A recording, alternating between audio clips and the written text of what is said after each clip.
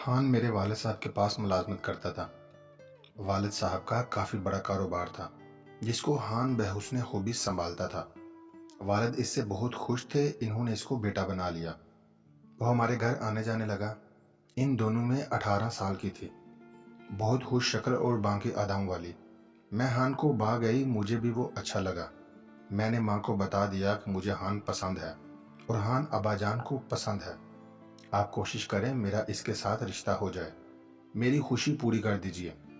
ماں سے منت کرتی رہی، ان کا دل پس جا اور اپنی طرف سے والد سے بات کی کہ لڑکی یہ چاہتی ہے، لڑکا اچھا ہے، کیا ہی اچھا ہو کہ صدف کا رشتہ اس کے ساتھ ہو جائے۔ غالباً والد بھی ایسا ہی چاہ رہے تھے۔ انہوں نے امی سے کہا صدف سے پوچھ لو، اگر وہ راضی ہے تو ہم حان کے گھر والوں سے ملتے ہیں۔ امی نے مجھ سے کیا بات کرنی تھی، ان سے تو میں نے خود ہی کہا تھا۔ حان بھی دل سے راضی تھا، لیکن مسئلہ یہ تھا کہ اب اس کے گھر والوں کا تھا۔ اس نے جا کر والدین کو راضی کرنے کی کوشش کی، وہ کسی طور نہ مانے۔ صرف اس کا ایک بڑا بہنوئی اس بات کے حق میں تھا کہ اگر حان اپنی پسند سے شادی کرنا چاہتا ہے تو اسے کرنے دے دیجیے۔ گھر والوں نے ساتھ نہ دیا، لیکن اس کا بہنوئی بیوی کو لے کر ہمارے گھر آ گیا۔ والد صاحب کو تمام صورتحال سے آگاہ کیا اور کہا کہ آپ فکر نہ کریں، ہم بعد میں والدین کو راضی کر لیں گے۔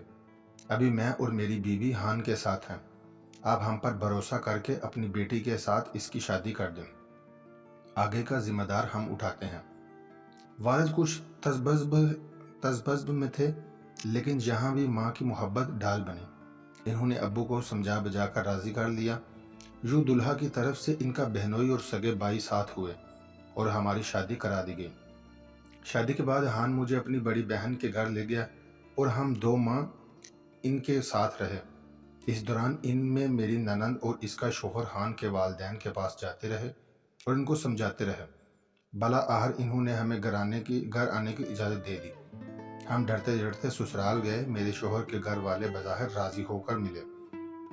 حان کے والدین نے کسی قسم کی خفگی کا اظہار نہ کیا۔ میں خوش ہو گئی کہ سسرال والوں نے مجھے تو قبول کر لیا تھا۔ میں بے حد خوش قسمت تھی کہ حان کا بے پناہ پیار میرے حصے میں آیا۔ وہ کہتے تھے کہ تم بہت نیک اتوار ہو، تم پہلے دن سے ہی مجھ کو پسند آ گئی تھی۔ خدا سے دعا کیا کرتا تھا کہ تم ہی میری بیوی بنو۔ دیکھو اللہ نے مجھ ناچیز کو دعا سن لی۔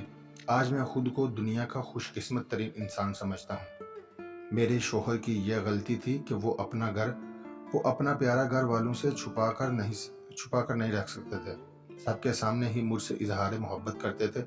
یہ بات میرے سسرال والوں کو ناگوار گزرتی تھی، اس وجہ سے کہ ان سب کا رویہ مجھ سے خراب رہنے لگا۔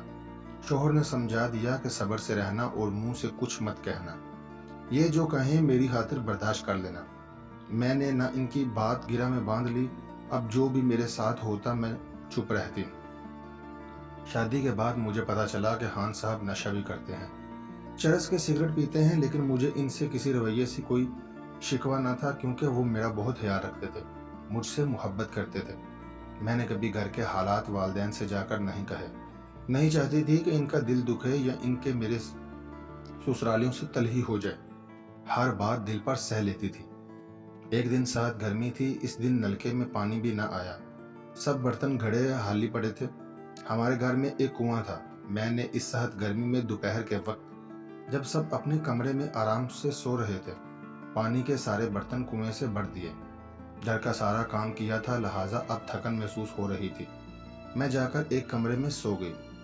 تھوڑی دیر بعد میری منجلی نند آئی، دروازہ کھولا، پنکھا بند کر دیا اور چلانے لگی کہ تم کون سی لائٹ صاحب کی بیٹی ہو جو کہ یہاں آ کر سو گئی ہو؟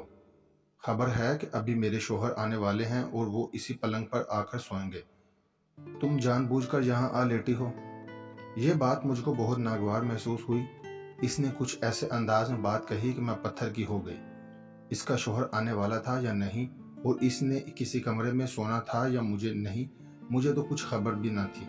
وہ نہ جانے اول پول بک کر رہی تھی۔ میں پریشان بیٹھی تھی کہ حان آ گئے۔ انہوں نے پوچھا کہ کیوں پریشان بیٹھی ہو؟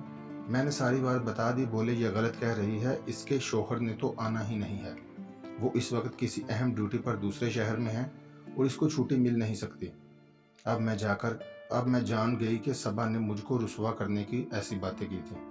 اس کے شوہر نے تو آنا ہی نہیں تھا، وہ مجھے پریشان کر کے خوش ہو رہی تھی۔ وہ مجھے ہان کی نظروں میں گرانا چاہتی تھی، لیکن اللہ نے میری لاج رکھ لی۔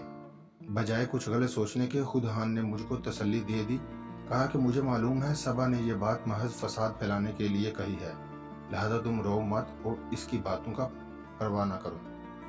صبا نے اسی پر بس نہیں کیا، کنویں سے جتنا پانی میں نے بھر دیا تھا وہ سب گرا دیا اور کہا کہ دوبارہ سارے برتن بھرو۔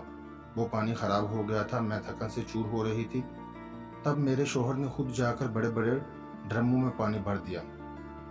ایک بار ہان نے پریشانی میں زیادہ نشہ کر لیا تو ان کی ماں نے ان کو اپنی بڑی بیٹی اور داماد کے گھر بھجوا دیا، جنہوں نے ہماری شادی کرائی تھی۔ ان سے کہا کہ اس کو سنبھالو اور کچھ عرصہ اپنی طرف ہی رکھو، بیوی کی وجہ سے پریشان رہتا ہے تو نشہ کرنے لگتا ہے۔ وہ گھریلو جھگڑوں میں بیمار ہو گیا ہے۔ یوں ساس نے ان کو مجھ سے دور کر دیا، حالانکہ ان دنوں ان کی ذہنی حالت ٹھیک نہ تھی اور ان کو میری سخت ضرورت تھی۔ میری جدائی سے ہان اور میں بھی دل مانند رہنے لگے۔ ان کا وہاں دل نہ لگتا تھا اور وہ زیادہ سگریٹ پیتے تو وہ لوگ ان کو نشے کا انجیکشن لگا کر سلا دیتے کہ اس کو نیند اور سکون کی ضرورت ہے۔ ان کے اصل مرض کو کسی نے نہ سمجھا۔ 3 ماہ گزر گئے، وہ گھر نہ آئے۔ ادھر میں ان کی جدائی میں تڑپتی تھی، جی کرتا تھا کہ وہ آ جائیں یا میں اڑ کر ان کے پاس پہنچ جاؤں، مگر میں بھی مجبور تھی۔ میری ساس مجھ کو ان کے پاس جانے نہیں دیتی تھی۔ ان کو جب ہوش آتا تو وہ میرا نام پکارتے۔ وہ بلا آہر بات نندوں کی سمجھ میں آ گئی۔ وہ میری ساس کے پاس آئے، کہا کہ جانو کو ہان کے پاس بھیجو ورنہ وہ اس کی جدائی میں مر جائے گا۔ ساس نے مجھے نندو کے ہمراہ نہ بھیجا۔ بلا آہر 3 ماہ بعد ہان گھر آ گئے۔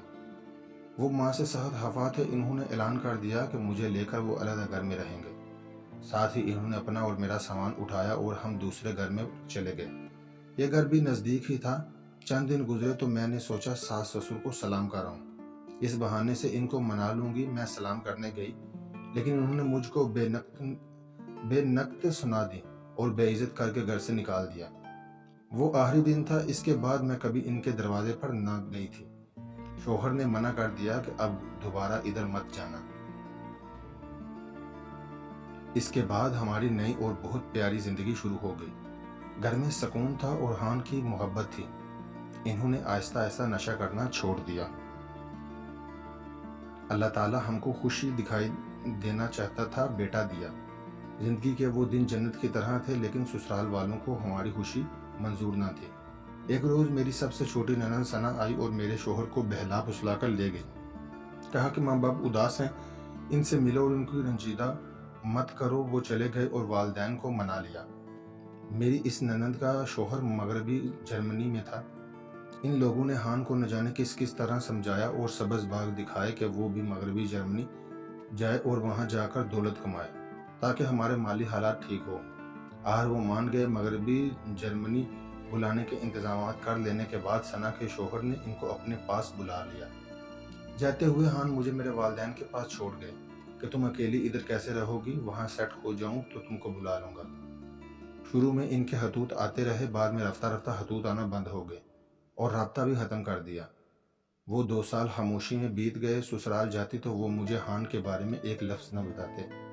میں پھر سے میکے آ گئی۔ والد صاحب کے ایک واقف کار جرمنی میں رہتے تھے۔ ان کو خط لکھا اور ہان کا پتہ بھی بھجوایا دیا۔ انہوں نے پتہ کروایا اور اطلاع دی کہ ہان نے وہاں نندوئی کی مدد سے دوسری شادی کر لی ہے اور خوش و خرم زندگی بسر کر رہے تھے۔ میرے سسرال والوں کو معلوم تھا، مگر انہوں نے اس حقیقت کو مجھ سے چھپا رکھا تھا۔ میں نے ان کو بے شمار خط لکھے، کسی کا جواب نہ دیا۔ میں سوچتی کہ اس شخص کا مجھ سے پیار تو سونے جیسا تھا، پھر سونے کا رنگ اتنی جلد کیسے اتر گیا۔ پھر بھی میں نے 4 سال اور انتظار کیا کہ مرد 2 شادیاں بھی کر لیتے ہیں، مگر مجھے طلاق تو نہیں دی۔ شاید کسی دن لوٹ کر آ جائیں۔ وہ نہ آئے، نہ رابطہ کیا۔ بلا آخر والد صاحب نے ہمت کی اور ایک بڑے قابل وکیل کے ذریعے عدالتی کارروائی کرا دی۔ ہمارے وکیل نے جرمنی کے وکیل سے رابطہ کیا، کیس لڑا۔ پتہ چلا کہ ہان نے وہاں یہ بتایا ہے کہ اس کی پہلی بیوی مر چکی ہے، اس لیے دوسری شادی کی ہے۔ میں ثبوت کے طور پر خود پیش ہو گئی، اپنا بیٹا بھی دکھایا۔ وکیل نے جرمن کی حکومت کو اس ظلم سے آگاہ کیا تو اس کی دوسری بیوی نے طلاق حاصل کر لی۔ اس کا وہاں رہنا بھی دشوار ہو گیا اور وہ کسی دوسرے ملک چلا گیا۔ اس دن کے بعد سے ان کا کچھ پتہ نہیں، مگر میں آج بھی ان کے انتظار میں ہوں، حالانکہ اس بات کو نصف صدی گزرنے کو ہے۔ میم لاہور۔